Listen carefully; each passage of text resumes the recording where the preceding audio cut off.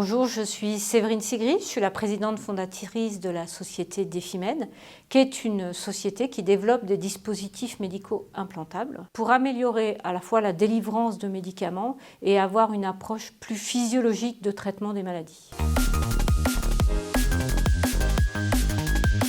Pour recontextualiser, nous, on s'intéresse en première intention au diabète et plus particulièrement au diabète qui est sous insuline. Donc, c'est les patients qui, de façon pluriquotidienne, vont s'injecter de l'insuline.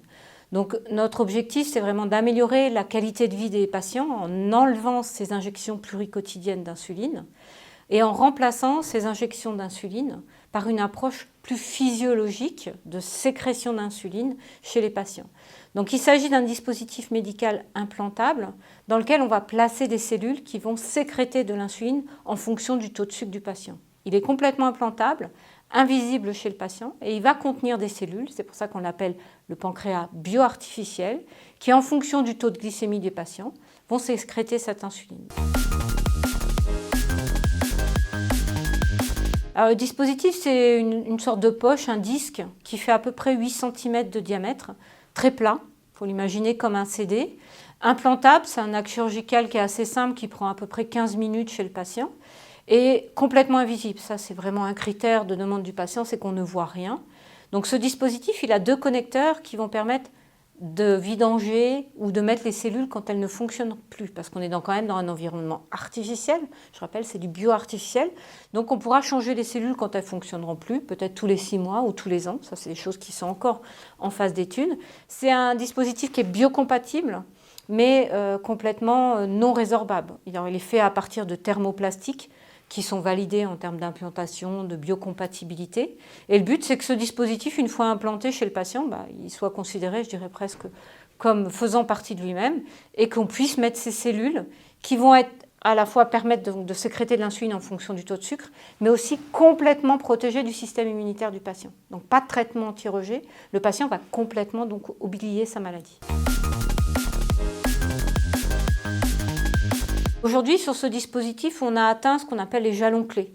On a validé cette fameuse immunoprotection, on a validé la fonctionnalité, on a montré que ça marchait donc, dans des espèces compatibles, c'est-à-dire homme-homme, ram-rat, c'est-à-dire identiques, et que ça fonctionnait aussi dans des espèces qui pourraient potentiellement être non compatibles, c'est-à-dire ce qu'on est capable de faire, c'est de la xénotransplantation.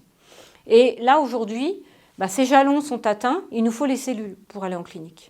Et on est en discussion, même en validation de cellules souches, cellules génétiquement modifiées, ou même cellules d'origine animale, qui pourraient être utilisées dans le dispositif.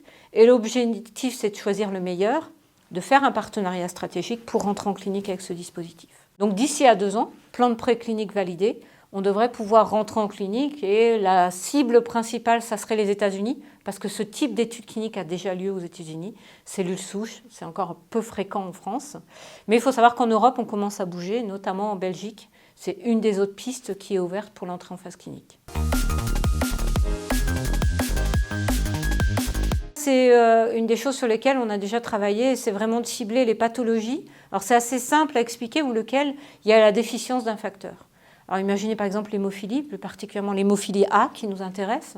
Bien, dans le cadre de l'hémophilie, on sait que le facteur de coagulation est déficient et on peut imaginer mettre des cellules qui vont elles-mêmes sécréter ce facteur. C'est encore plus simple que pour le diabète. Parfois je dis qu'on a fait le plus compliqué pour commencer, puisque le diabète c'est glucose qui rentre, qui va définir la quantité d'insuline qui va sortir. Dans le cas de l'hémophilie, on va juste avoir besoin d'une sécrétion continue d'un facteur. Et donc là, on est en train de commencer les études. On a déjà validé les matériaux qui vont être compatibles en termes de diffusion, avec pour objectif donc de faire, toujours dans la stratégie de l'innovation ouverte, des collaborations avec les gens qui développent les cellules, avec les spécialistes de l'hémophilie, pour au final développer une solution complète, un dispositif combiné pour traiter l'hémophilie.